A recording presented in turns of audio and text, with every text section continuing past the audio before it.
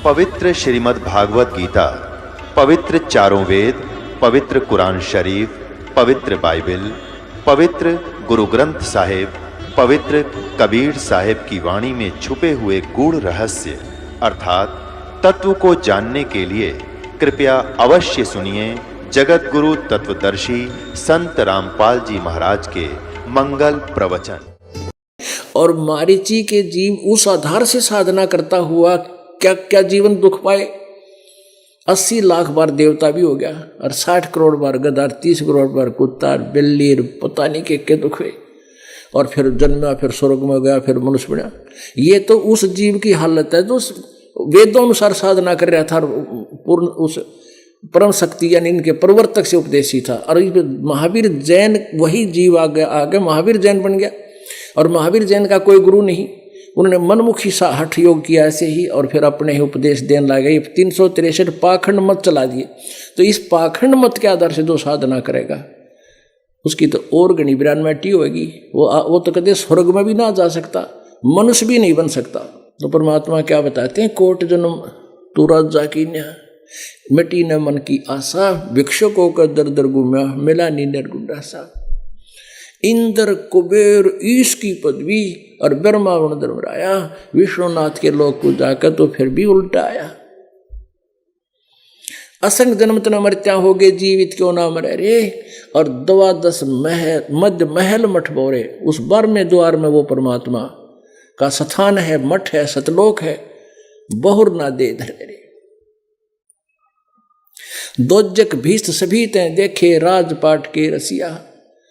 अब यहां जीवित मरने से तात्पर्य है कि जैसे आप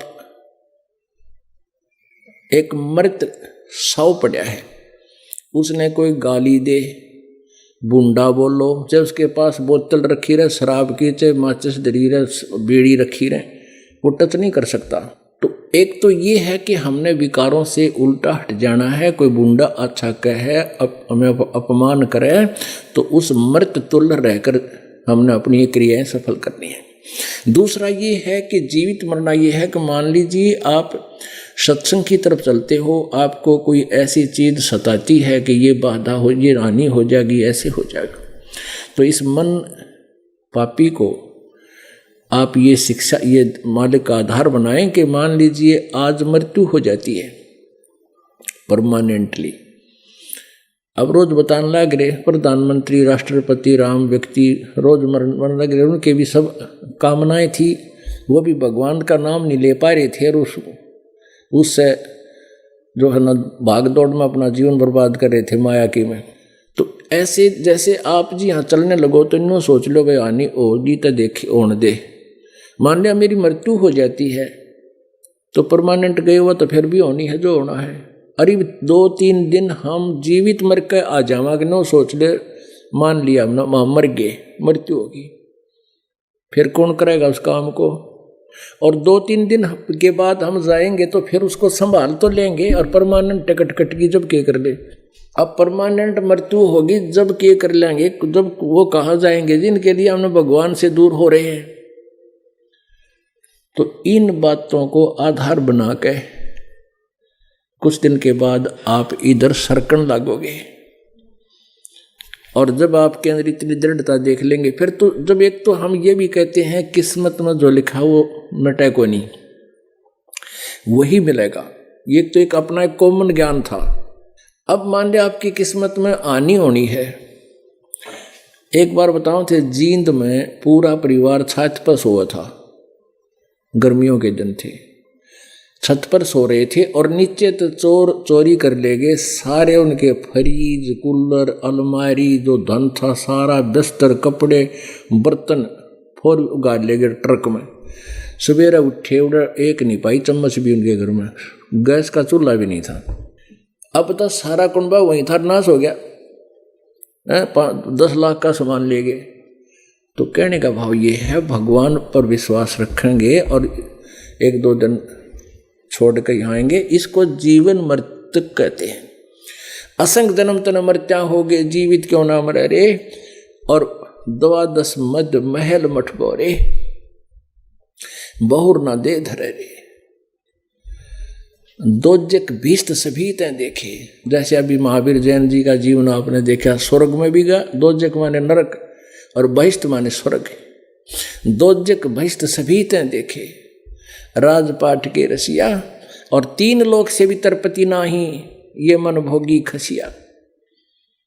आपके पास एक मोटरसाइकिल है और आपकी मन में इच्छा भगवान एक कार हो जाए, एक कार हो जाए, वह कार का भी सूत बैठ जाए। फिर कुछ दिनों के बाद थोड़ा सा धन हो जाए, तो सोचा यह कार तो छोटी है, बड़ी लोग 7-8 लाख की, और जो काम करने का वो करते नहीं, इतना मृत्यु हो जाए, फिर वह कार, उस कार में मरा पाओ किसी दिन एक्सीडेंट में।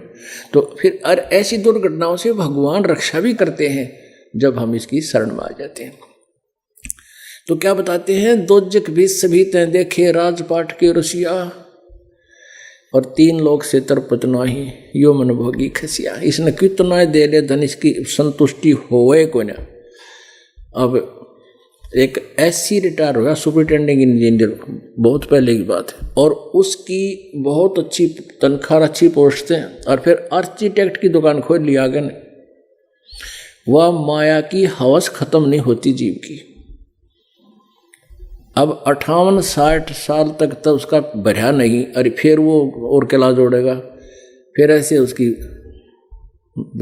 मृत्यु हो जाती है। ऐसे ये जीव भगवान से दूर होकर नो दुखी रहता है। तो कहते हैं सतगुरु मिले तो इच्छा मिटे, और पद मिल पदे समाना, चल हंसा उस लोक पठाऊं जो आदि अमर स्थाना। ओए होए,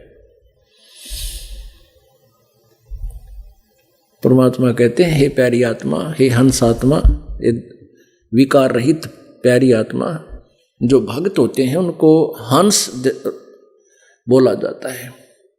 हंस उनको कहते हैं जो, जैसे हंस पक्षी होता है, वो कहीं सरोवर पर होता है तो वो घोगे नहीं खाता, जीव नहीं खाता, मच्छी नहीं खाता, और बुगला वैसा ही होता है, वैसी ही बॉडी होती है उसकी, और बुगला जो है मांस मच्छियाँ खाता है। तो हंस रूपी जो जीव हैं, और हंस में एक और विशेषता होती है कि वो अगर उसके आगे 1 गिलास दूध में 1 गिलास पानी डाल कर रख दो, जल, तो वो पीवेगा, जब दूध को पी लेगा पानी को छोड़ देगा। एक ऐसा गुण दिया है मालिक ने उसको, वो जल छोड़ देगा 1 गिलास, और पानी दूध को ग्रहण कर लेगा। दूध को पानी से अलग करने का और कितना विकल्प नहीं है, और उसके अंदर ये गुण है। दूध और पानी को अलग अलग कर लेना मीन अच्छे और बुरे का निर्णय करके जो भक्त, जो व्यक्ति अपनी क्रियाएं साधना भक्ति करे, वो हंस जैसा होता है। उसने बुराई छोड़ दी, अच्छे कर्म रूपी दूध को ग्रहण कर रहा है, सद्भक्ति कर रहा है।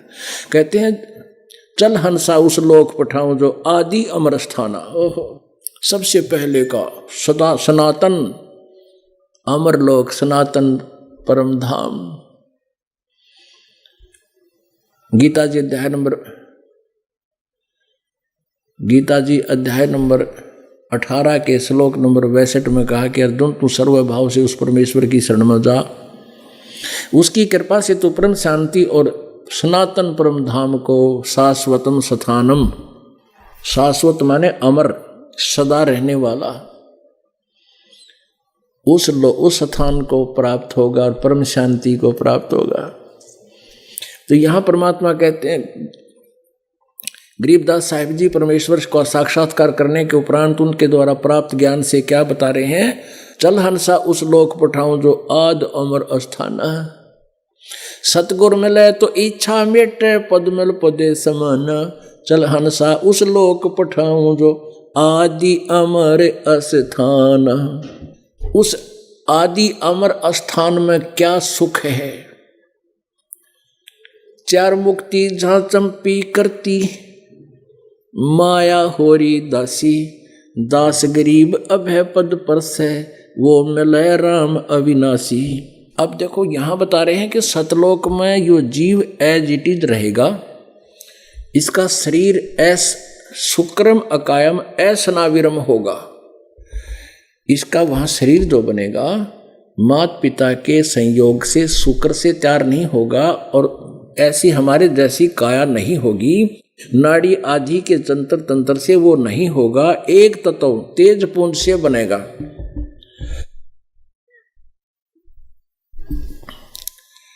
और वहां इसके शरीर का इतना तेज होगा, जीव का मनुष्य जैसा होगा, 16 सूर्य के प्रकाश जितना इसका नूर होगा, इतनी चमक होगी। और परमात्मा के शरीर में कितनी चमक है, उसका भी शरीर है, वो भी शुक्रम अकायम असनाविरम है। वो परमात्मा स्वयंभू है, परिभू है, सबसे पहले प्रकट होने वाला वो स्वयंभू है, स्वयं जिसका स्वयं ही वो बना है, अपने आप बनता है, उसका कोई माता पिता नहीं है, लेकिन है साकार। तो वो कहते हैं उसका शरीर कैसा है, एक रोमकूप, करोड़ सूर्य मिला दे, करोड़ चंद्रमा, इनकी भी रोशनी फीकी रहे, इतना नूर है, इतना तेज है उस परम पिता के, परम अक्षर ब्रह्म के शरीर का, जो अविनाशी। गीता जी अध्याय नंबर 15 के श्लोक नंबर 16 और 17 में 3 प्रभु बताए, एक सरपुरुष, एक अक्षर पुरुष। सरपुरुष भी नाशवान, अक्षर पुरुष भी नाशवान। इनके अंतर्गत, इनके देश में, लोकों में जितने प्राणी हैं उनका वो भी नाशवान, लेकिन जीव आत्मा किसी की नहीं मरती। और उत्तम पुरुष है तू अन्य परमात्मा इति उदाहरते, वो पुरुषोत्तम तो कोई और है, उन दोनों से भिन्न है, सरपुरुष और अक्षर पुरुष, ब्रह्म और परब्रह्म से,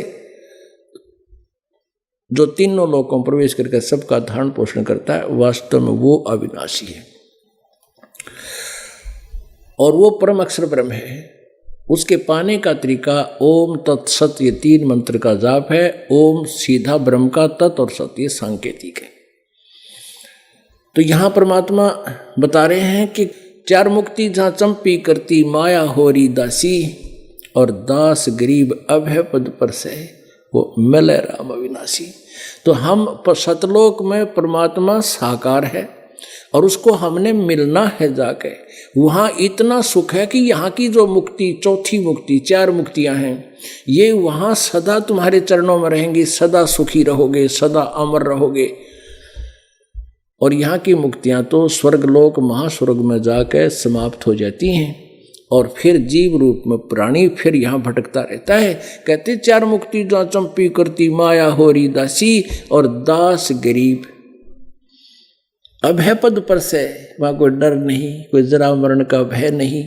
और मिले राम अविनाशी, वो अविनाशी भगवान का मिलन होगा, वहाँ साक्षात दर्शन होंगे परमात्मा के। और ये जो प्रसंग आज का था कि ये अनाड़ी लोग जिनको ना अध्यात्म ज्ञान है, ना उनका अपना अनुभव रहा है, उन्होंने परमात्मा को निराकार बताकर भ्रमित किया हुआ है। वो साकार है, मनुष्य सदृश है, नर आकार है, उसका तेजोमय शरीर है। यजुर्वेद अध्याय नंबर 5 के श्लोक नंबर 1 में 2 बार प्रमाणित किया है। अग्ने तनुरसी विष्णुवे तवा सोमस्य तनुरसी। अग्ने माने उस परमेश्वर का, तनु माने शरीर, असी माने उस परमेश्वर का शरीर है, था परमात्मा तेजोमय शरीर युक्त है। और उस विष्णुवे तवा सोमस्य तनुरसी, उस सबके पालन पोषण के लिए गीता जी अध्याय नंबर 15 के श्लोक नंबर 17 में कि ये लोक तरम आविश्य विवर्ती अवैश्वर है, 2-3 लोकों में प्रवेश करके सबका धारण पोषण करता है, वो अविनाशी परमात्मा है। उसी के विषय में वेद बता रहे हैं। यजुर्वेद अध्याय नंबर 5 का श्लोक नंबर 1, अग्नि तनुरसी, परमात्मा तेजो में शरीर युक्त है और फिर अपने रूप को सरल करके यहाँ आता है सबका धारण पोषण करने के लिए। विष्णुवे माने धारण पोषण करने के लिए, पालन पोषण करने के लिए। तवा माने उस, सोमस्य माने उस अमर पुरुष का, सत्पुरुष का, परम अक्षर पुरुष का, तनु माने शरीर, असी माने है। वो अतिथि रूप में यहाँ आता है, मेहमान रूप में आता है और वो फिर अपने यथार्थ ज्ञान को से परिपूर्ण करता है। वो पूजा के योग परमात्मा है और उसी की पूजा से मोक्ष होगा। और हमारा यहाँ से जाना सतलोक में, तो यहाँ जब हम जाएंगे हमारी, अब अगर ये कोई कहे वहाँ परमात्मा है नहीं तो के गड्ढन जाएंगे हम, वहाँ कराएंगे क्या, वहाँ निराकार न के चाटेंगे, तो यहाँ भी है फिर कण कण में बता रहे हैं। तो वहाँ मालिक साकार रूप में है, उसके दर्शन से इतना आनंद होता है और वहाँ कोई दुख नहीं, ना बुढ़ापा ना मृत्यु, वह सदा सुखी रहोगे। बोलो सतगुरुदेव। परम पिता परमात्मा पूर्ण ब्रह्म सारी सृष्टि के रचनहार कुल मालिक कबीर परमेश्वर जी की असीम कृपा से आप जी को ये यथार्थ ज्ञान सुनने को मिला। धन्य भाग है वो पुण्यात्मा जिनको ये सत्संग सुनने को मिल रहा है।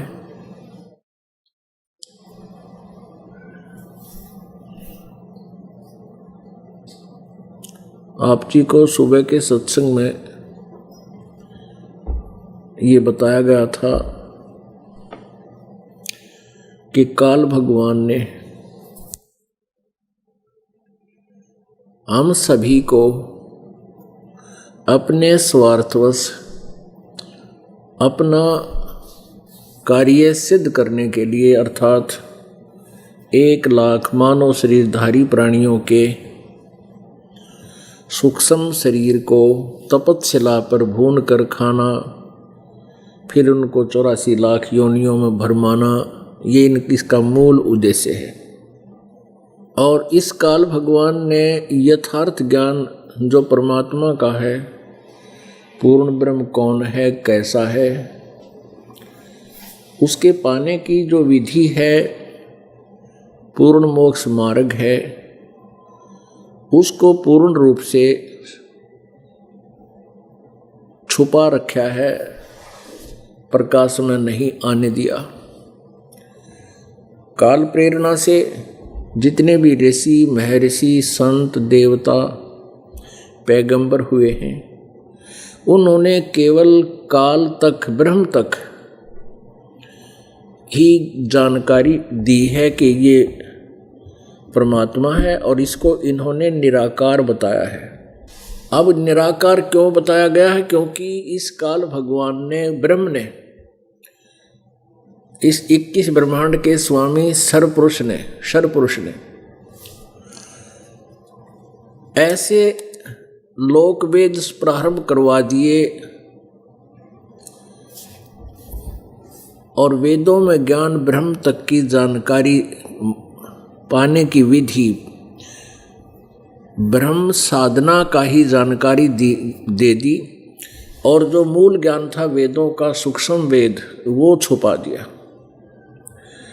जिसके आधार से ऋषियों ने महर्षियों ने साधकों ने श्रद्धालुओं ने परमात्मा के दर्शन करने की चेष्टा की और चेष्टा करते करते उनको परमात्मा मिला नहीं। जिस विधि से परमात्मा का उनको साक्षात्कार नहीं हुआ, जिस विधि से वो साधना करते हैं करते रहे, वो साधना वो पूजा परमात्मा के पाने की साक्षात्कार करने की नहीं थी।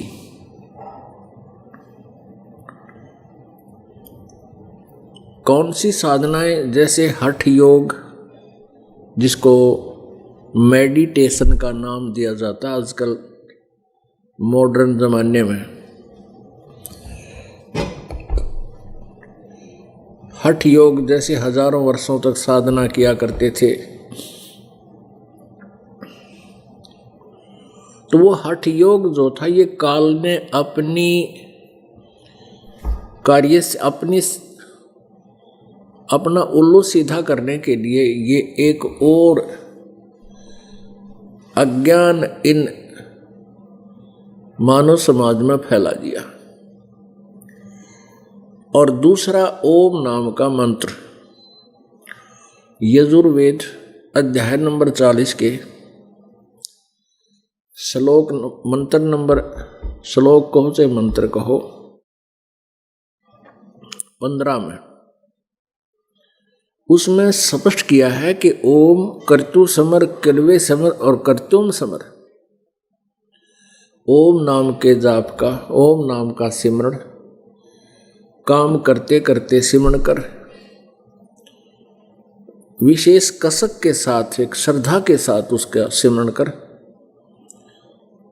और मनुष्य जीवन का मूल कर्तव्य जानकर ओम नाम का सिमरण कर, जिससे आप जी का जो इस स्थूल शरीर के अंदर एक सूक्ष्म शरीर है। वो सूक्ष्म शरीर में एक इस ओम नाम के जाप से एक ऐसी शक्ति आ जाती है, सिद्धियां आ जाती हैं, और वो उसकी कमाई के आधार से फिर देव रूप धारण करके स्वर्ग आदि महास्वर्ग में अपने कर्म अनुसार से चला जाता है। और ब्रह्म साधना करने वाला, ओम नाम का जाप करने वाला, हठ योग करने वाला, क्योंकि यहाँ आप सुबह बताया था कि ये जैसे कर्म जो करता है उसको वैसा ही फल मिलता है। हठ योग जिसने किया, मेडिटेशन किया हजारों वर्षों तक, उसका अलग से बेनिफिट मिलता है, वो अलग लिख दिया जाता है। ओम नाम का जाप किया उसका अलग अकाउंट होता है। जैसे गायत्री मंत्र था, बना रखा था इन अज्ञानियों ने, यजुर्वेद अध्याय नंबर 36 के मंत्र नंबर 3 को गायत्री मंत्र बता दिया और उसके साथ में अपनी सोच अनुसार ओम नाम लगा लिया। क्योंकि इन व्यक्तियों को आज तक ये भी नहीं पता था कि यजुर्वेद का जो ये जिसको तुम गायत्री मंत्र कहते हो, ये यजुर्वेद का एक मंत्र है। ये अपनी सोच से कहीं कहीं कोई उपनिषद से कुछ इसका अंश ले रखा था, कुछ कहीं से, लेकिन ये अब पता चला कि वेदों को पढ़ने से कि ये यजुर्वेद अध्याय नंबर 36 का मंत्र 3 है। और उसके आगे ओम लगाना बहुत गलत है, क्योंकि ओम तो ब्रह्म का मंत्र है और ये यजुर्वेद अध्याय नंबर 36 का श्लोक जो 3 है, ये पूर्ण परमात्मा की महिमा है, परम अक्षर ब्रह्म की जानकारी है। आज जैसे कोई प्रधानमंत्री के साथ में के स्थान पर मुख्यमंत्री लिख दे, प्रधानमंत्री को एप्लीकेशन लिखते समय, तो वो प्रधानमंत्री उसको स्वीकार नहीं करेगा, बल्कि बहुत नाराज़ हो जाएगा। जैसे प्रधानमंत्री जी को और कोई मुख्यमंत्री जी का संबोधित करता है तो उसकी अकल का पता लग जाता है और वो महसूस करता है कि वो अनाड़ी व्यक्ति है, इसको कुछ ज्ञान नहीं। तो जिन व्यक्तियों ने इस यजुर्वेद अध्याय नंबर 36 मंत्र 3 का ओम नाम साथ में जोड़ के ओम भूर्भुवः बना लिया, ये बहुत गलत किया इन्होंने। क्या परमात्मा अनजान था? क्या परमात्मा को पता नहीं था कि इस मंत्र में कोई ये इनकम्प्लीट रह गया? परमेश्वर ने जो वाणी उच्चारण कर दी उसमें मिक्स करना, उसको बर्बाद करना है, कुछ भी ऐड करना। जैसे गाड़ी का पिस्टन बना रखा है कंपनी ने और उसमें कोई चतुरता दिखाता है, उसके साथ एक नट वेल्ड कर देता है कि अब बहुत बढ़िया पिस्टन हो गया। उसने तो बिगाड़ दिया, कंपनी ने तो बिल्कुल वो एक्यूरेट बना के भेज रखा था और उससे ही काम करता। तो कहने का भाव ये है कि जैसे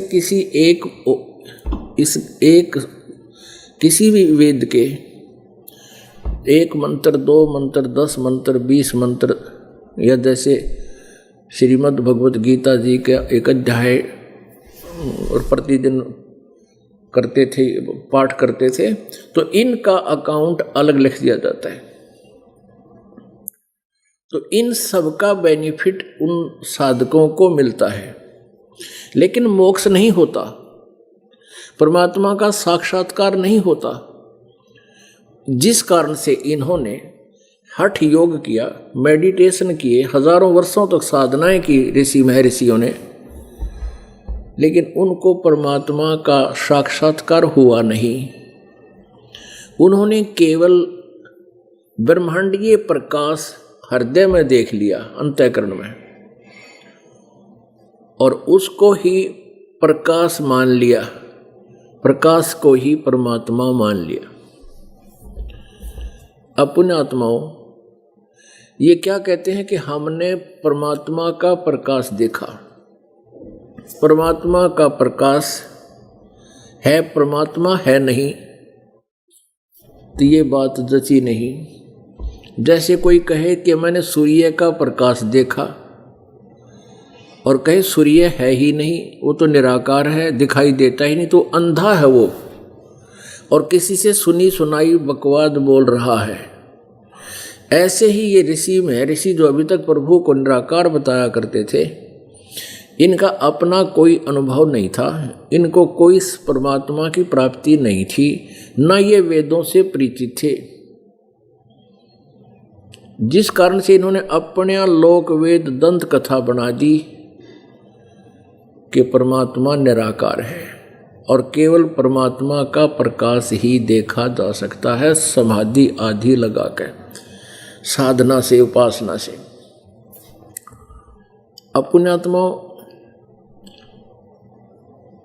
अब क्या बताते हैं, जैसे एक तालाब के अंदर, तालाब के जल के अंदर सूर्य का प्रकाश, सूर्य की रोशनी उसके ऊपर गिर रही है, उसका प्रतिबिंब है जल में, और वहाँ से प्रकाश रिफ्लेक्ट होकर उस तालाब के साथ में बने हुए किसी मकान के किसी कक्ष में उसका एक प्रतिबिंब रिफ्लेक्शन चला जाता है। तो वो रिफ्लेक्शन को में सूर्य का आकार दिखाई नहीं देता, केवल सूर्य का प्रकाश दिखाई देता है। अब उस प्रकाश कक्ष में देखे हुए प्रकाश को ये तो कह रहे हैं कि सूर्य का प्रकाश है, लेकिन सूर्य को निराकार बता रहे हैं, तो उन लोगों को कोई ज्ञान नहीं। ऐसा ही समझो कि संसार रूपी कक्ष में, ये इस ब्रह्मांड में, एक ब्रह्मांड कहो चाहे अंड कहो चाहे पिंड कहो, इस पिंड कहो, शरीर को पिंड कहते हैं और ब्रह्मांड को अंड भी कहते हैं, क्योंकि इसका अंड आकार है, अंडे जैसी इसका आकार है। तो इस अंड आकार अंड में यानी ब्रह्मांड में उस पूर्ण परमात्मा का प्रकाश ऐसे रिफ्लेक्टेड होकर आया हुआ है, जैसे सरोवर के जल से रिफ्लेक्टेड होकर के प्रतिबिंब, केवल प्रकाश का प्रतिबिंब कक्ष में पहुंच गया, और उस कक्ष के अंदर देखने वाला ये देख रहा है कि मैंने सूर्य का प्रकाश देखा, परमात्मा निराकार है, केवल उसका प्रकाश देखा जा सकता है। तो ऐसा सिद्धांत है इन अज्ञानी ऋषियों, वेद ज्ञानहीन ऋषि महर्षियों और देवताओं और गुरुओं ब्राह्मणों का, जिन्होंने अभी तक परमात्मा को निराकार बताया। और साथ में ये कहते हैं प्रभु का डिवाइन लाइट, परमात्मा का प्रकाश देखा जा सकता है। प्रकाश, परमात्मा प्रकाश पुंज है, यानी वो जो रिफ्लेक्टेड जो प्रकाश देखा उसको भगवान बता रहे हैं, वो निराकार बता रहे हैं। पुण्यात्माओं, इनका कोई भी सिद्धांत किसी भी सद्ग्रंथ से मेल नहीं खाता। परमात्मा कैसा है, कहाँ रहता है, वो कैसे उसकी प्राप्ति होती है, इसका हमारे सद्ग्रंथों में बहुत ही सुंदर विवरण दिया हुआ है। और जिस ब्रह्म को ये निराकार मानते हैं, उसने अपना विधान बना रखा है, उसने एक प्रतिज्ञा कर रखी है कि मैं कभी किसी को दर्शन नहीं दूंगा, न वेदों में वर्णित विधि से, न किसी जप से, न तप से, न क्रियाओं से।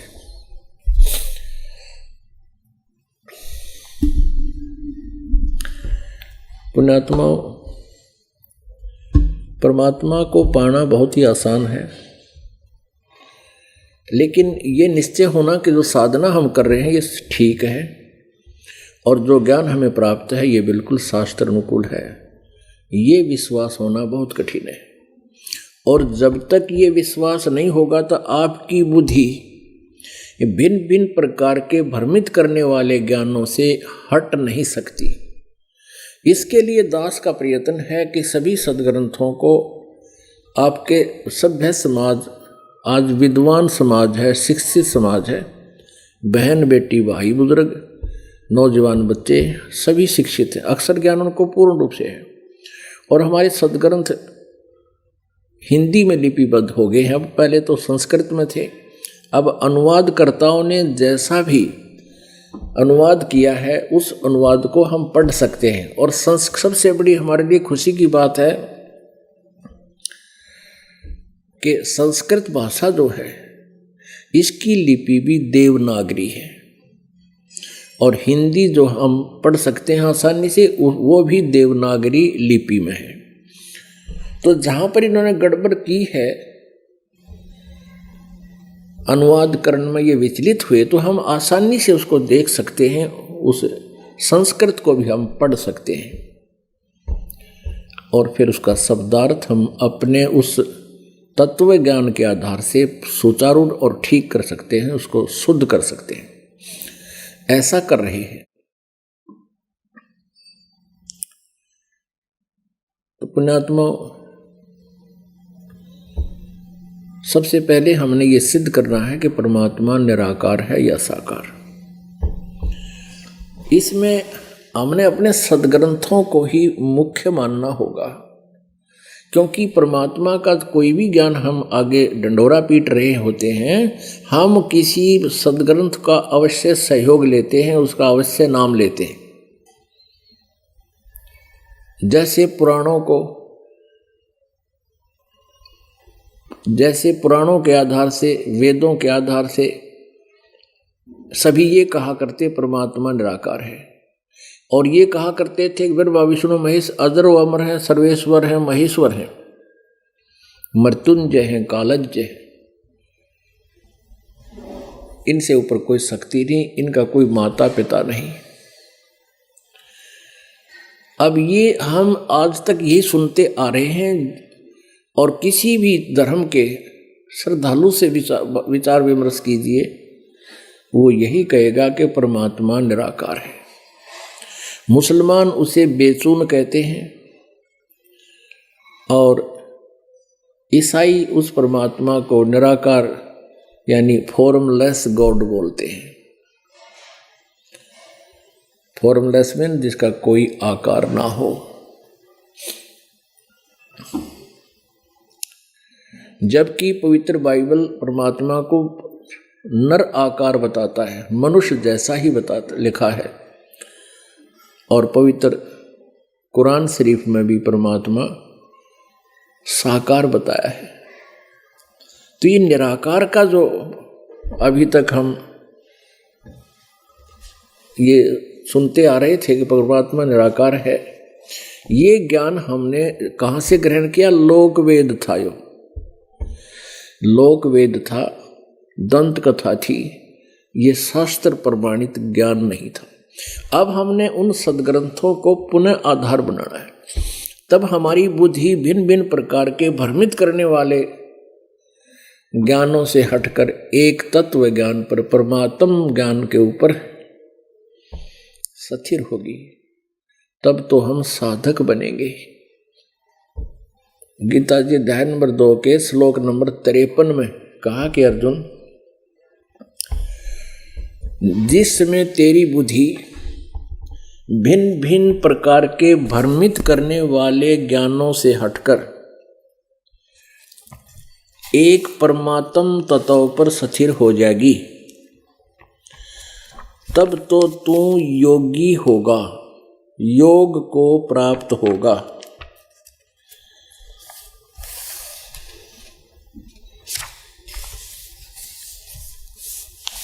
ये देखिएगा, पवित्र श्रीमद् भगवत गीता, गीता प्रेस गोरखपुर से प्रकाशित है। इसके अनुवादक हैं जय दयाल गोविंद का।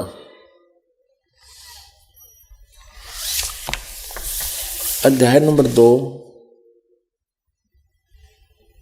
और श्लोक नंबर 53। भांति भांति के वचनों को सुनने से विचलित हुई तेरी बुद्धि जब परमात्मा में अचल स्थिर ठहर जाएगी, तब तू योग को प्राप्त हो जाएगा, अर्थात तेरा परमात्मा से नित्य संयोग हो जाएगा। इसमें सबसे बताया कि भांति भांति के वचनों को सुनने से विचलित हुई तेरी बुद्धि जब परमात्मा में अचल स्थिर ठहर जाएगी, तब तो तू योग को प्राप्त होगा। जब तक तू भगत बनेगा तेरी साधना स्टार्ट होएगी। योग को प्राप्त होना, साधना स्टार्ट करना। अपने आत्मा सबसे पहले आप जी को पवित्र बाइबल दिखाते हैं। पवित्र बाइबल के अंदर आप अपने आंखों देखोगे कि परमात्मा ने 6 दिन में सृष्टि रची, 7वें दिन वो तख्त पर जा बैठा। पहले दिन में उसने क्या रचा, दूसरे दिन में ये रचा, तीसरे दिन ये रचा, 5वें दिन, चौथे दिन ये रचा, 5वें दिन ये रचा, और 6ठे दिन उसने क्या रचना की। हम क्योंकि शॉर्ट में लेंगे, और भी बहुत सा ज्ञान सुनाना होता है। ये देखिएगा पवित्र बाइबल, संपूर्ण जीवन अध्ययन बाइबल।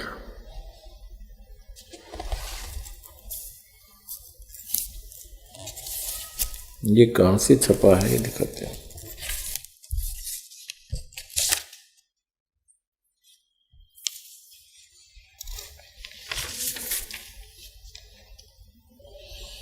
संपूर्ण जीवन अध्ययन बाइबल, यहाँ अंग्रेजी में लिखा है, यहाँ नीचे इसका प्रकाशन वगैरह, यहाँ हिंदी में लिखा है, ये पढ़ लेते हैं।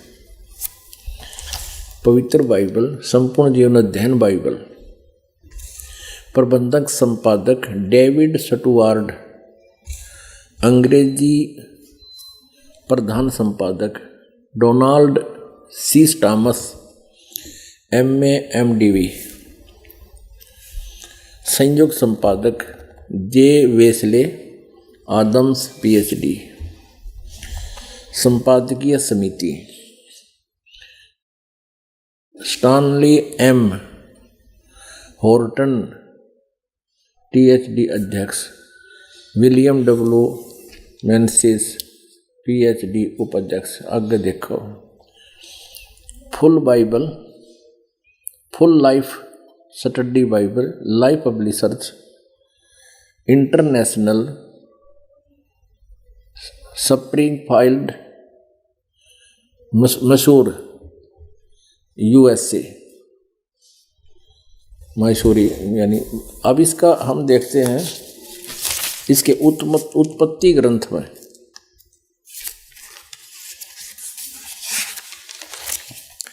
वेरी स्टार्ट में, जहाँ से इस ग्रंथ का प्रारंभ होता है वही दिखाते हैं आपको।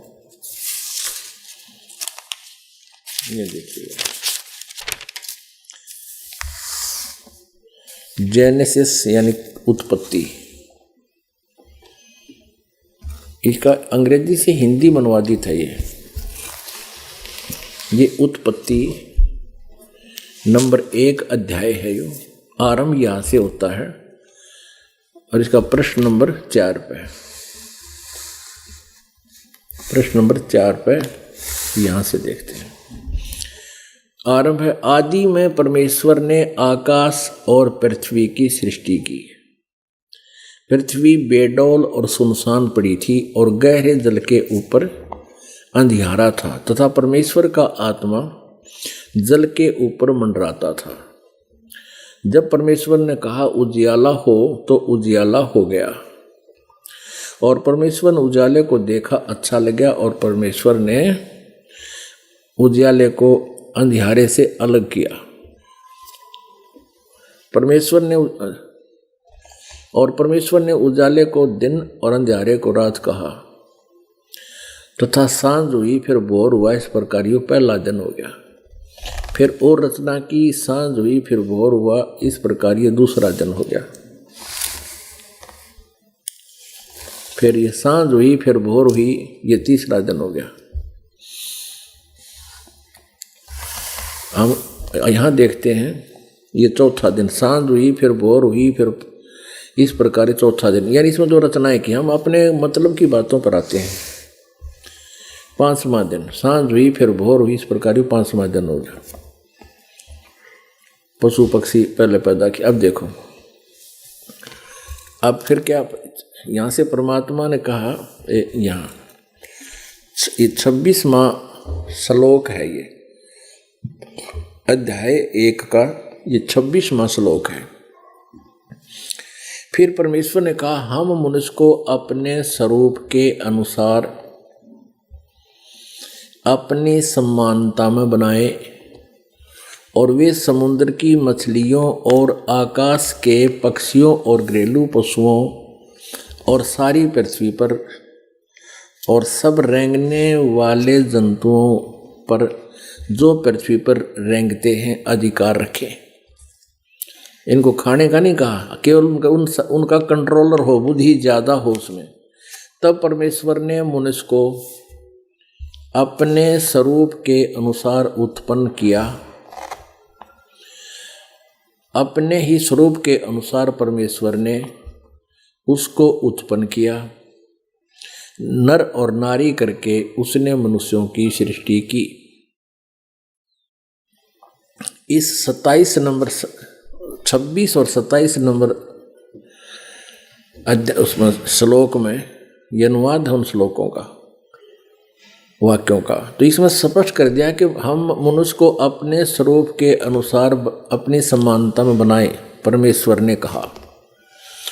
तब परमेश्वर ने मनुष्य को अपने स्वरूप के अनुसार उत्पन्न किया, अपने ही स्वरूप के अनुसार परमेश्वर ने उसको उत्पन्न किया, नर और नारी करके उसने मनुष्यों की सृष्टि की।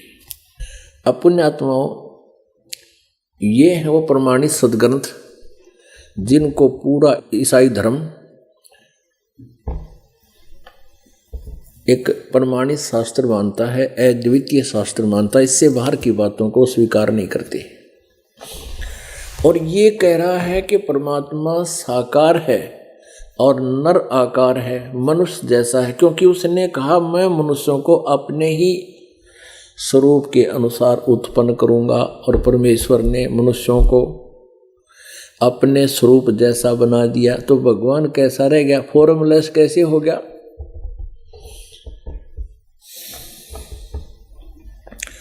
अब फिर एक और कंसेप्ट क्लियर कर रखा है इस पवित्र सदग्रंथ ने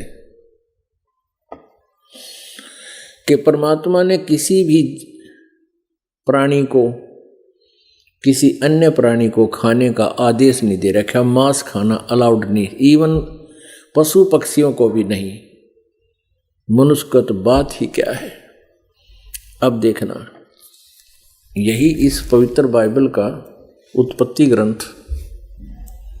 हम पढ़ रहे हैं। 26-27 हमने पढ़ लिया, प्रश्न नंबर, अब हम 5 पे आ गए हैं। 4 पढ़ते पढ़ते ये 5 पर पढ़ रहे हैं और ये 6वां दिन हम पढ़ रहे हैं। 5वां यहाँ समाप्त हो गया था, 6वें में भगवान हम 26-27 पढ़ लिया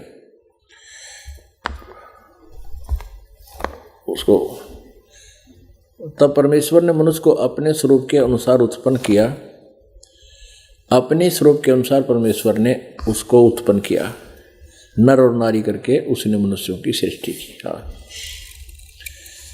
फिर परमेश्वर ने उनसे कहा, सुनो, जितने बीज वाले छोटे छोटे पेड़ सारी पृथ्वी के ऊपर हैं और जितने वृक्षों में बीज वाले फल होते हैं वे सब मैंने तुमको दिए हैं, वे तुम्हारे भोजन के लिए। इसमें फाइनल कर दिया 29 नंबर श्लोक में, वाक्य में, कि परमेश्वर ने उनसे कहा, मनुष्यों से, सुनो, जितने बीज वाले छोटे छोटे, यहाँ से देखो कोई सोचेगा कि 28 माना पढ़ा। और परमेश्वर ने उनको आशीष दी और कहा, और उनसे कहा कि फूलो फलो, मनुष्यों को पृथ्वी में भर जाओ और उसको अपने वश में कर लो, और समुद्र की मछलियों और आकाश के पक्षियों और पृथ्वी पर रेंगने वाले सब जंतुओं पर अधिकार रखो। यानी उनका, तुम उनसे बुद्धिमान बने रहो, उनका कंट्रोल रखो। जैसे हाथी, शेर, रीछ, भालू सर्कस में बांध कर उनको नचाने लगे मनुष्य, खाने को नहीं कहा। फिर परमेश्वर ने उनसे कहा, तुम सुनो, जितने बीज वाले छोटे छोटे पेड़ सारी पृथ्वी के ऊपर है। और जितने वृक्षों में बीज वाले फल होते हैं वे सब मैंने तुमको दिए हैं, वे तुम्हारे भोजन के लिए। ठीक है, अब आगे देखो 30 में।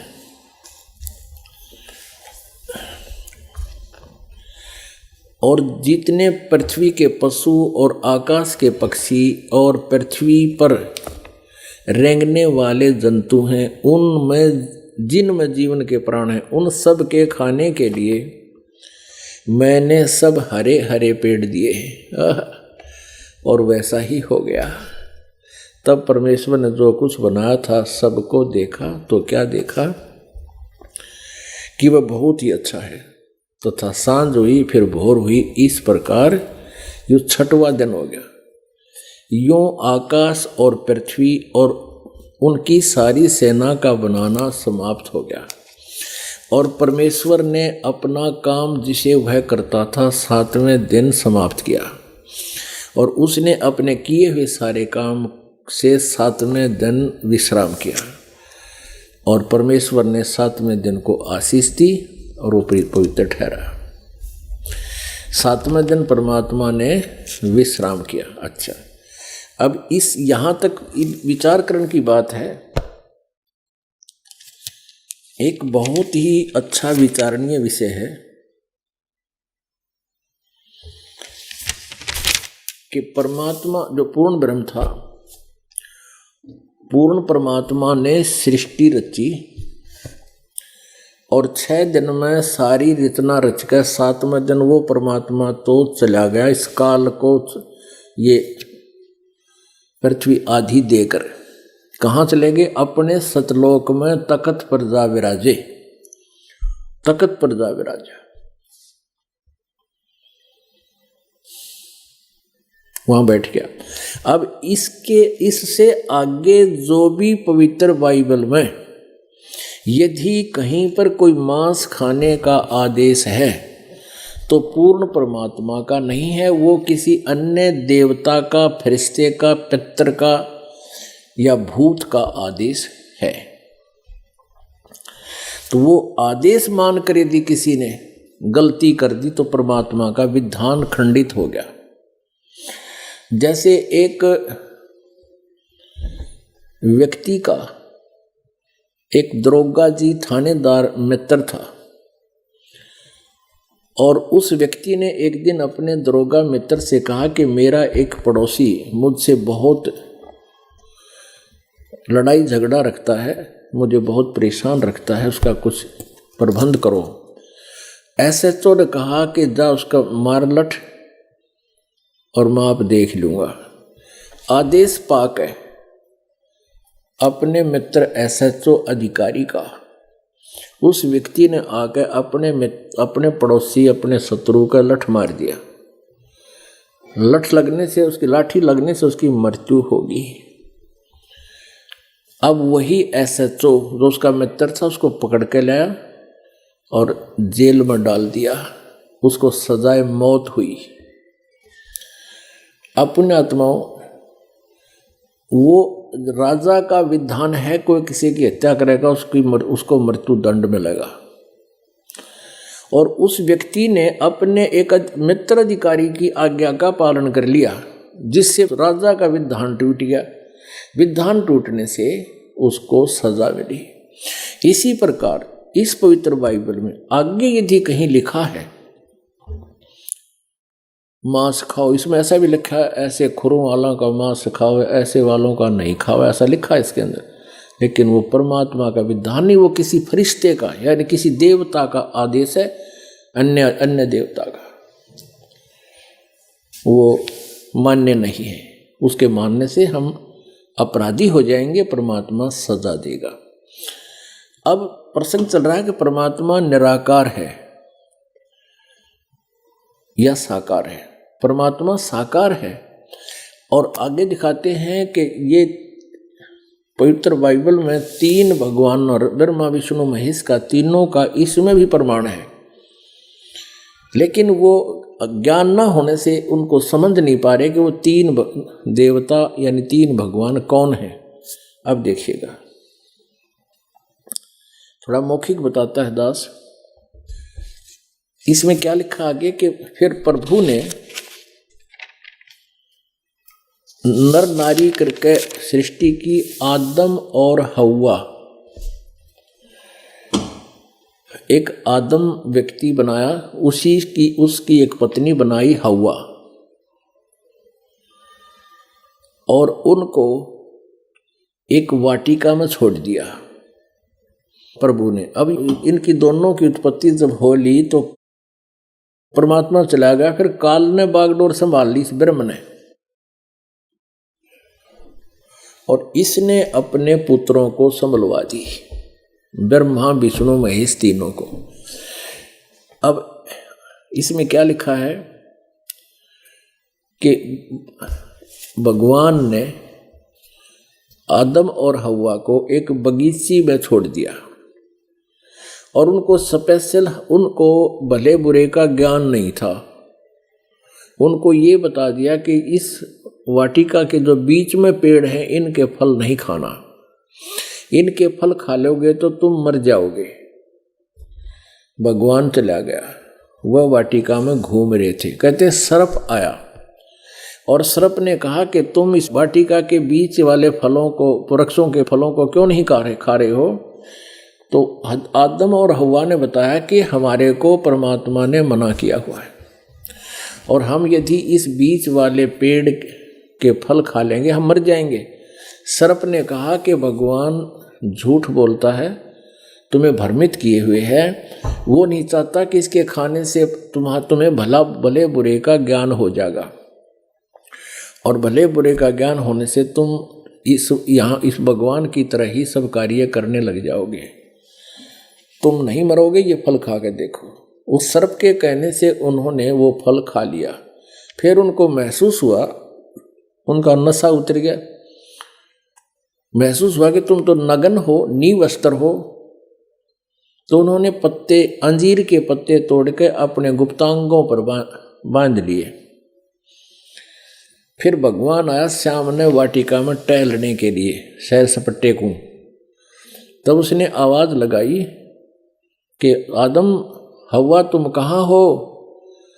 तो उन्होंने कहा कि हम यहाँ छुपे हुए हैं, आपसे हम शर्मा गए हैं, डर गए हैं क्योंकि हम नंगे हैं। अब भगवान बोला कि तुमको किसने बता दिया तुम नंगे हो? क्या तुमने वो बीच वाले पेड़ का फल खा लिया? तो उन्होंने कहा हाँ, हमने बीच वाले पेड़ का फल खा लिया। किसने बताया? कि सर्प ने बताया, मेरी पत्नी को बहका दिया, इस पत्नी के कहने से मैंने भी खा लिया, आदम बोलता है। फिर उनको वहां से स्वर्ग वाली वाटिका से निकालकर श्राप दे दिया कि तुम जाओ, नीचे पृथ्वी पर पटक दिए और मेहनत करके खाओगे। और अब देखो,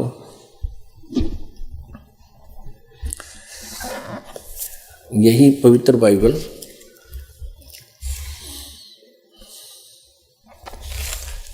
और पृष्ठ नंबर 9, अब उत्पत्ति अध्याय 3 चल रहा है। मनुष्य का पतन। योहा परमेश्वर ने जितने बनेले पशु बनाए थे उन सब में सर्प धुरत था। उसने स्त्री से कहा, क्या सच है कि परमेश्वर ने कहा है तुम इस वाटिका के किसी वृक्ष का फल न खाना?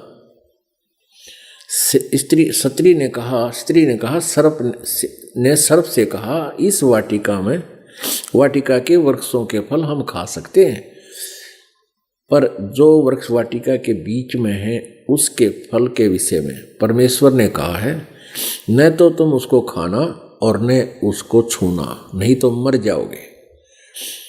तब सर्प ने स्त्री से कहा, तुम निश्चय न मरोगे, वरन परमेश्वर आप जानता है कि जिस दिन तुम उसका फल खाओगे उसी दिन तुम्हारी आंखें खुल जाएंगी और तुम भले बुरे का ज्ञान पाकर परमेश्वर के तुल्य हो जाओगे। अतः जब स्त्री ने देखा कि उस वृक्ष का फल खाने के लिए अच्छा और देखने में मन भाऊ और बुद्धि देने के लिए चाहने योग्य भी है। तब उसने उसको तोड़कर खाया और अपने पति को भी दिया और उसने भी खाया। तब उन दोनों की आंखें खुल गई और उनको मालूम हुआ कि वे नंगे हैं, इसलिए उन्होंने अंजीर के पत्ते जोड़ तोड़कर लंगोट बना लिए। तब योहा परमेश्वर, जो कि दिन के ठंडे समय वाटिका में फिरता था का शब्द उनको सुनाई दिया। तब आदम और उसकी पत्नी वाटिका के वृक्षों के बीच योहा परमेश्वर से छिप गए। तब योहा परमेश्वर ने पुकार कर आदम से पूछा, तू कहाँ है? अब यो भगवान ने न्योय नहीं बेराव किस है, तो भगवान की सा जब उस न्योय ना बेराव आदम ने तो पूछे है। बात ये नहीं है, क्योंकि अभी सच्चाई सामने आओगी देखना। उसने कहा, मैं तेरा शब्द बारी में सुनकर, इस बाड़ी में यानी बगीचे में, डर गया, क्योंकि मैं नंगा था, इसलिए छिप गया। उसने कहा कि किसने तुझे बताया कि तू नंगा है? जिस वृक्ष का फल खाने को मैंने तुझे मना किया था, क्या तूने उसका फल खाया है? आदम ने कहा, जिस स्त्री को तूने मेरे संग रहने को दिया है, उसी ने उस वृक्ष का फल मुझे दिया और मैंने खाया। तब योहा परमेश्वर ने स्त्री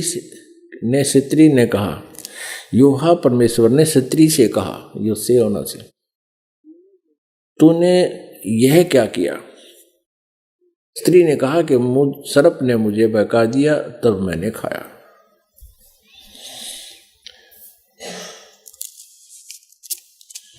अब आगे देखो, अब प्रश्न नंबर 10 पे, अब उत्पत्ति 3 और 4, उत्पत्ति 3 ही चल रही है। आयत नंबर 20 में आदम ने अपनी पत्नी का नाम हव्वा रखा और जितने मनुष्य जीवित हैं उन सब की आदि माता हुई है। और योहा परमेश्वर ने आदम और उसकी पत्नी के लिए चमड़े के अंग रखे बनाकर उनको पहनाए। यानी भगवान उड़े खड़ा था, उनसे बात करे था, उनके कपड़े बनवाए, चमड़े के अंग रखे और उनती पर आए, तो निराकार की तरह गया। फिर योहा परमेश्वर ने कहा, मनुष्य भले बुरे का ज्ञान पाकर, देखना ध्यान से, है हम में से एक के समान हो गया। इससे सिद्ध है कि परमात्मा इनके हिसाब से वो देवता हैं और एक से अधिक हैं।